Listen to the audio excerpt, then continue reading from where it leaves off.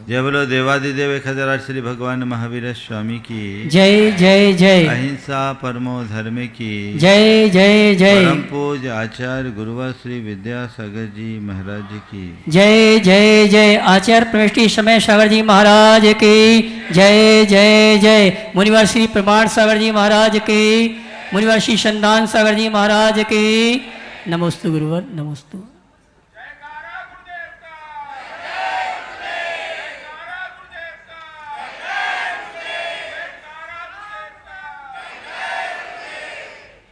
आज की इस तिथि में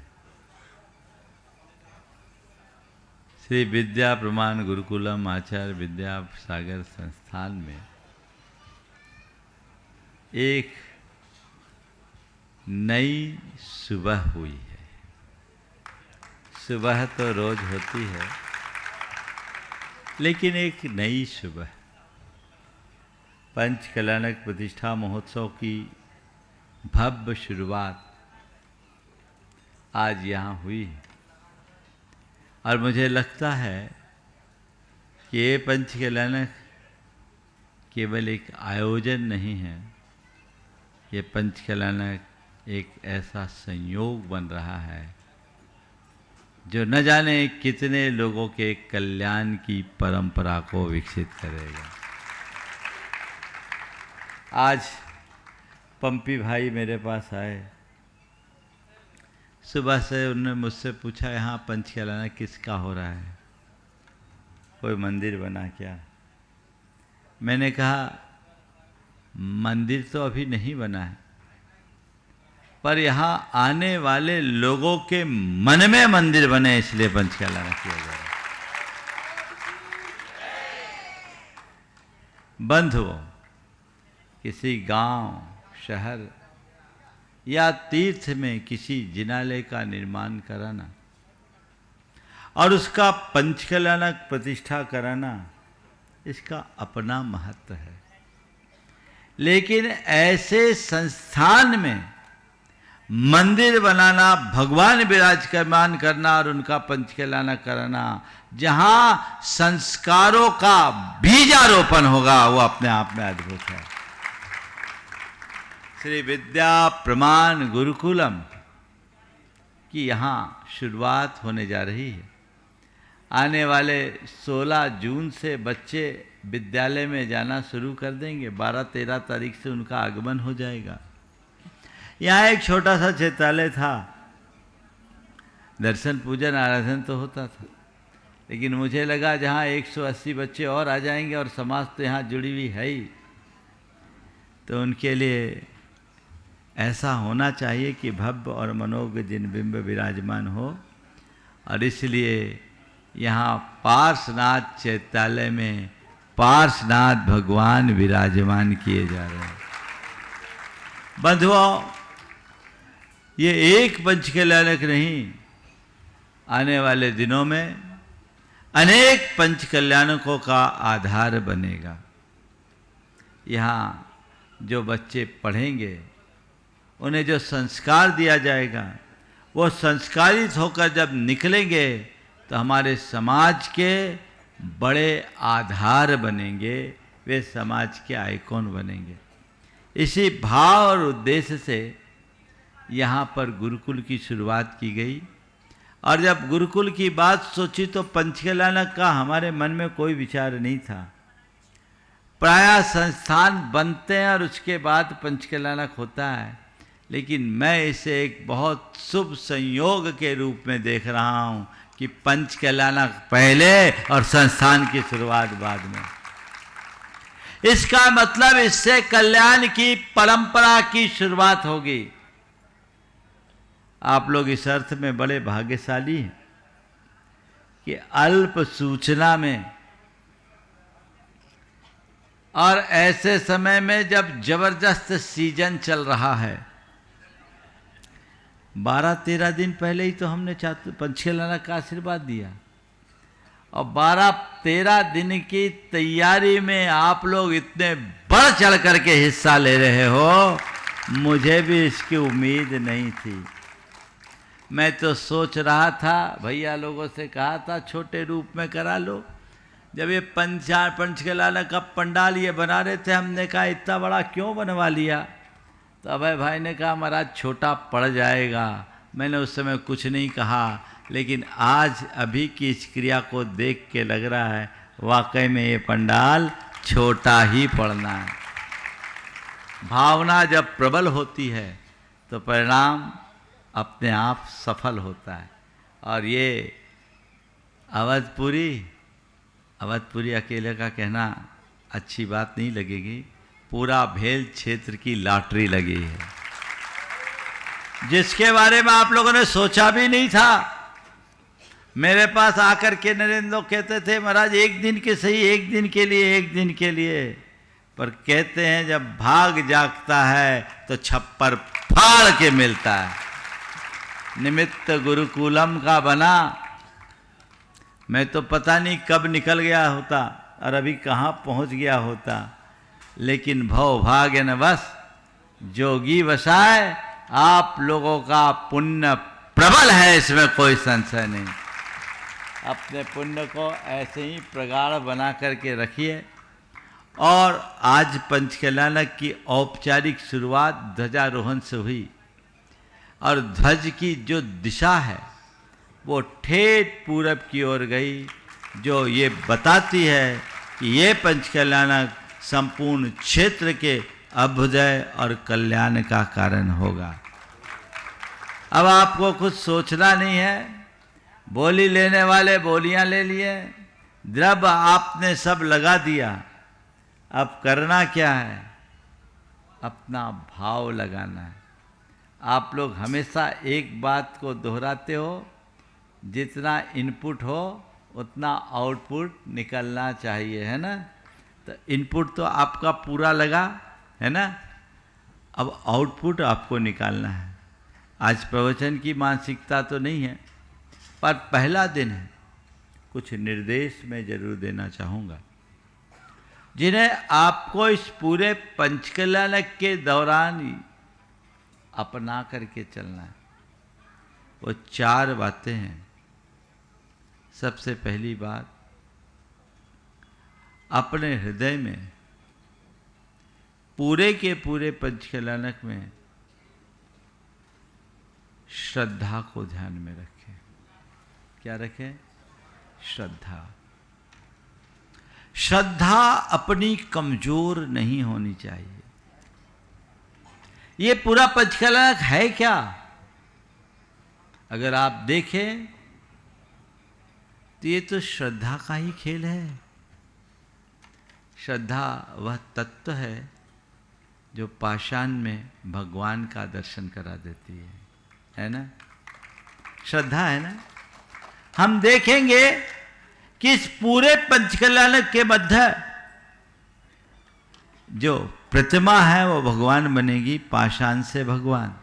ये यात्रा है ना, हमें ये देखना है कि एक पाषाण में भगवान के दर्शन करने की श्रद्धा हमारे मन में है, पर इस आत्मा में परमात्मा है, ये श्रद्धा है कि नहीं, ये देखना है। हर प्राणी में परमात्मा का सद्भाव है, ये श्रद्धा अपने मन में जगनी चाहिए।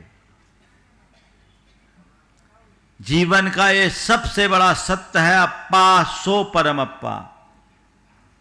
आत्मा ही परमात्मा है। इस सत्य के प्रति श्रद्धालु बनिए। जिस पल अपने भीतर विद्यमान आत्म सत्ता का श्रद्धान होगा, आपके जीवन की दिशा और दशा परिवर्तित हो जाएगी। संत कहते हैं तुम्हें मूर्ति में भगवान के दर्शन हो जाते हैं, पर जिस दिन इन मूर्तियों में उनके भीतर बैठे भगवान के दर्शन करने लगोगे, उसी दिन तुम्हारा कल्याण होगा। भगवान ने हमें वही मार्ग बताया। अपने हृदय में वैसी श्रद्धा जगाओ जो तुम्हें तुम्हारी आत्मा से जोड़ सके। एक श्रद्धा है जो हमारी उपासना में दिखती है, और एक श्रद्धा है जो हमारे जीवन को साधनामय बनाती। उपासना की श्रद्धा सतही श्रद्धा होती है। भगवान के दरबार में जाकर मत्था टेकने वाले लोगों को की संख्या बहुत है, पर भगवत्ता की सत्ता को स्वीकार करने वाले लोग बहुत विरल हैं। जब तक तुम बाहर भगवान को मत्था टेकते रहोगे, एक उपासक बने रहोगे, जिस दिन अपने भीतर की भगवत्ता का श्रद्धान कर लोगे, साधक बन जाओगे। कल्याण उपासक का नहीं, साधक का होता है। लक्ष्य बनाइए कि मैं उपासक से साधक की ओर बढ़ूं, अपने जीवन का रूपांतरण करूं। ये श्रद्धान अपने मन में आना चाहिए कि जैसा भगवान ने अपना मार्ग अपनाया, हमें भी उसी मार्ग पर चलना है। हम इस पूरे पंचकल्याणक में आत्मा से परमात्मा की यात्रा को देखेंगे तो अपने भीतर छिपे परमात्मा को उद्घाटित करने का मार्ग भी अंगीकार करेंगे। श्रद्धान पक्का होना चाहिए, जिस पर आने वाले दिनों में मैं और चर्चा करूंगा। दूसरी बात, विशुद्धि, शुद्धि ये जीवन में होनी चाहिए। पंचकल्याणक क्या है? भैया जी आपको बार बार कहेंगे शुद्धि का ध्यान रखो, है ना। बाहरी शुद्धि का ख्याल रखने के लिए आपको कुछ हिदायतें दी जाती है, आप अपना भी सकते हो और आप रखते भी हो और रखना भी।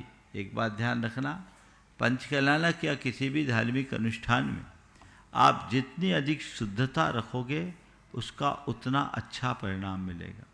इसलिए अपनी शुद्धि में कोई कटौती मत रखना, एकदम शुद्धि का ख्याल रखना। शुद्धि से विशुद्धि का संबंध है, उसे जगा कर रखना, उसमें कमी मत रखना। लेकिन मैं आपसे कहता हूं, ये पंचकल्याणक में जो शुद्धि आपको रखने की बात की जा रही है, ये केवल अनुष्ठानगत शुद्धि की बात मत मानना। ये पंचकल्याणक मैं अपनी आत्मा की शुद्धि के लिए कर रहा हूं, इसका ख्याल रखूं। मेरे भीतर आत्मा है, मैं आत्मा, मेरा आत्मा ही परमात्मा है। श्रद्धा और उस परमात्मा में छिपी हुई विकृतियों को दूर कर मुझे विशुद्धि की ओर बढ़ना है, उस आत्मा की शुद्धि करना। ये संकल्प मन में जगाओ। हम खूब पूजा भक्ति आराधना कर लें, लेकिन अंतर मल मलिन रखे तो क्या होगा बोलो। जीवन भर धर्म करते करते बीत जाता है, लेकिन उसके बाद भी बहुत कम लोग हैं जो धर्म का फल प्राप्त कर पाते हैं। धर्म की क्रिया करोगे तो कितना फल मिलेगा नहीं कह सकता, लेकिन धर्म की साधना कर लोगे तो निश्चित सिद्धि मिलेगी, इसमें कोई संशय नहीं। तो शुद्धि का संकल्प मन में जगाइए। भाव विशुद्धि होनी चाहिए। और मैंने पाया है, अनुभव भी किया है, पंचकल्याणकों में जितने लोग पात्र बने, बढ़ चढ़कर हिस्सा लिए, जो भाव विशुद्धि से तन्मय होकर के इसमें जुड़े हैं, उनके लिए पंचकल्याणक उनके जीवन का टर्निंग पॉइंट बना है। समझ गए? Turning point. ये संकल्प तुम्हारे जीवन के परिवर्तन का आधार बनेगा। मैं सभी से बोल रहा हूं। कुवैत से आशीष आए, सौधर्मिंद बने। महाराज, इस पंचकल्याणक में हम अपने अंदर क्या करें? एक ही संकल्प लो कि सौधर्मिंद्र तो बना ही हूं, मेरे भीतर वह सब घट जाए जो सौधर्मिंद्र के अंदर होता है। अपने आप को केवल बोली का पात्र मत मानना, मैं सौधर्मेंद्र हूं। नहीं, ये मेरा परम सौभाग्य है कि मुझे ऐसा उत्तम अवसर प्राप्त हुआ है, मुझे उसे सार्थक करना है, मुझे उसे सफल बनाना है। सभी पात्रों को बोल रहा हूं कि मुझे श्रद्धा के साथ शुद्धि का संकल्प रखना है। अपने अंतर मन की शुद्धि और विशुद्धि को खंडित नहीं होने देना है। कई बार जब पंचकलानक आदि धार्मिक आयोजन होते हैं, व्यवस्थाओं में थोड़ी ऊंच नीच हो जाती है, तो उसी को लेकर के लोगों में खटपट होने लगता है। पहले ही दिन से चिल्ला चोट हो जाती है। हालांकि मैं आयोजकों से हमेशा कहता हूँ कि भैया, व्यवस्थाएं बनाना तुम्हारी जिम्मेदारी है, तुम्हारे आश्वासन से आए हैं, उनकी व्यवस्था में कोई कमी नहीं रखना। लेकिन यदि कोई कमी हो जाए तो आप लोगों से बोलता हूँ, व्यवस्था को मत देखना, अवस्था पर ध्यान रखना। क्या कहा? व्यवस्था को नहीं, किसको देखना है? अवस्था। ठीक है, अपनी व्यवस्था थोड़ी कमी सही चलेगा, ये तो ऊपर की चीजें, इनको हम क्या देखें? हम इसके लिए नहीं, आभारी मानना चाहिए, आभारी होना चाहिए कार्यकर्ताओं का, उनके प्रति आभार प्रकट करना चाहिए कि ये लोग, मैं तो पूजा पाठ करके आनंद ले रहा हूँ, ये लोग तो हमारी व्यवस्था में ही लगे रहेंगे। कई ऐसे भी लोग मिलेंगे जो पूरे पंचकलानक में एक भी बार बेचारे पंडाल तक में नहीं आ पाएंगे, और उसके बाद भी चार की सुनेंगे। तो व्यवस्थाओं को लेकर के कभी मन में विकल्प नहीं करना, और व्यवस्थापकों से कहता हूँ, व्यवस्थाओं में कोई कमी मत रहने देना। हालांकि होगी भी नहीं, मुझे भरोसा है, पर थोड़ी बहुत हो तो पहले दिन में तो सब माफ होता ही है, इसका आपको ख्याल रखना है। अपनी शुद्धि और विशुद्धि में कमी मत होने देना। तीसरी बात, तन्मयता को अपनाना। भक्ति करोगे ना, तन्मय होकर करोगे तो कुछ पता नहीं चलेगा, कब आए कब गए पता ही नहीं लगेगा। तन्मय हो जाओ, तल्लीन हो जाओ, डूब जाओ, तो देखो कैसी आनंद की अनुभूति होती। अंतरंग में वैसी तन्मयता होनी चाहिए, डूब करके काम कीजिए, जीवन की दिशा परिवर्तित होगी। महाराज बहुत गर्मी है, ये गर्मी सर्दी कब लगेगी? जब तुम बाहर ध्यान दोगे, भगवान की भक्ति में डूब जाओ तो पता ही नहीं लगेगा। गुरु शिष्य दोनों जा रहे थे, रास्ते में संध्या बंदन का टाइम हुआ। गुरु ने कहा, आप संध्या बंदन का टाइम है, बैठ जाओ। एक पेड़ के नीचे बैठ गए, बियावान जंगल था, शिष्य साथ में था। अचानक एक शेर आता दिखा, शिष्य घबराया, कहा गुरुदेव उठो, सामने से शेर आ रहा है। गुरु ने कोई जवाब नहीं दिया। गुरुदेव शेर अपनी ओर आ रहा, अपन भाग चले। गुरु ने कोई जवाब नहीं दिया। बोले गुरुदेव शेर निकट आ रहा, अपन पेड़ पर चढ़ जाए। गुरु ने कोई जवाब नहीं। अब आप नहीं जाते तो आप जानो, मैं तो पेड़ पर चल रहा हूं। पेड़ पर चढ़ गया, शेर सामने आया, सांस रोके शेर को देखता रहा, हालत खराब हो गई। शेर आया, गुरु को सूंघा, उनकी 3 प्रदक्षिणा दी और अपनी दिशा में चला गया। ये सांस रोके चीजों को देखता रहा। जब शेर काफी दूर चला गया तो शिष्य की जान में जान आई। वो नीचे उतरा, तब तक गुरु का ध्यान पूरा हुआ। ध्यान पूर्ण करते ही गुरु चल पड़े। शिष्य ने कहा गुरुदेव अभी शेर आया था, बोला आया होगा, मैंने आपसे कहा आ रहा है, अपन भाग चले, आपने नहीं सुना, बोला नहीं सुना होगा। मैंने कहा अपन पेड़ पर चढ़ जाए, आपने नहीं सुना, बोले नहीं सुना होगा। मैं पेड़ पर चढ़ गया, बोले चढ़ गया होगा। शेर आया, उसने आपको सूंघा, बोले सूंघा होगा। उसने आपकी प्रदक्षिणा दी होगी, वो चला गया होगा। इसी बीच गुरु के बाह में एक मच्छर बैठा। गुरु ने हाथ से उस मच्छर को हटाया। शिष्य ने कहा गुरुदेव मैं ये क्या देख रहा हूं, शेर आया तो आप बेखबर रहे, मच्छर आया तो आप प्रभावित हो गए, मामला क्या है? शेर आया तब आप बेखबर रहे, मच्छर आया तो आप प्रभावित हो गए। मामला क्या है? गुरु ने कहा जब शेर आया तो मैं अपने परमात्मा के साथ था, अभी तेरे साथ हूं। जब मैं अपने परमात्मा के साथ था कुछ का पता नहीं, अब तेरे साथ हूं। बस मैं आपको बता रहा हूं, परमात्मा के साथ रहोगे तब तक गर्मी सर्दी का पता नहीं लगेगा, समझ गए? और इधर उधर वालों के साथ रहोगे, और थोड़ा ज़्यादातर लोग कैमरे के साथ हो जाते हैं, ये बीमारी और है, तो फिर गड़बड़ होगा, फिर हमारी जिम्मेदारी नहीं। हमें अपने आप में तन्मयता रखनी है, ये हमें ध्यान रखना है। और चौथी बात, अनुशासन, डिसिप्लिन। समय पर आइए, समय पर सारा कार्य कीजिए, जो निर्देश आपको दिया जाए उसका अनुपालन कीजिए तो आनंद आएगा।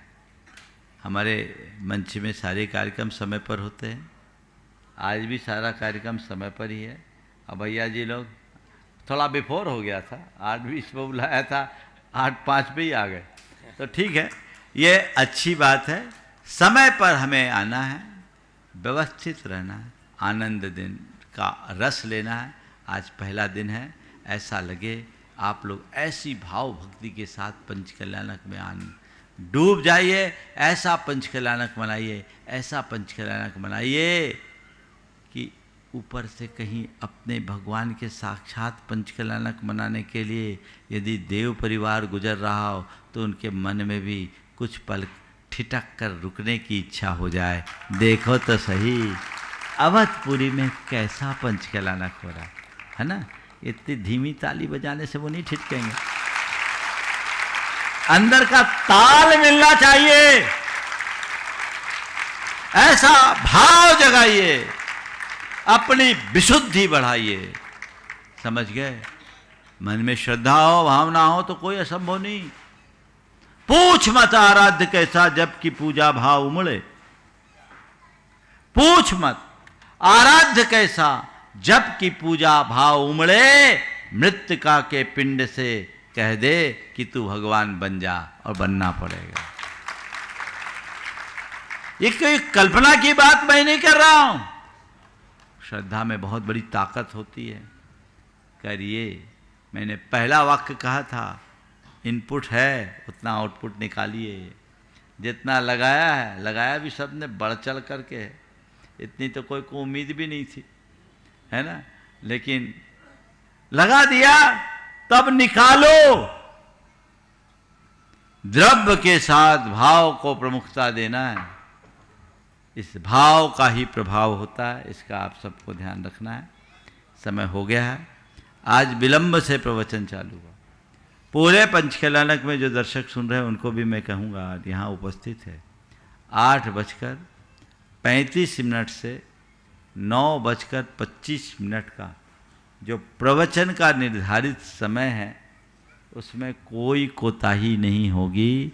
सारी औपचारिकताएं कल से पहले या बाद में हो, समझ गए? आप आनंद लीजिए, भरपूर आनंद लीजिए।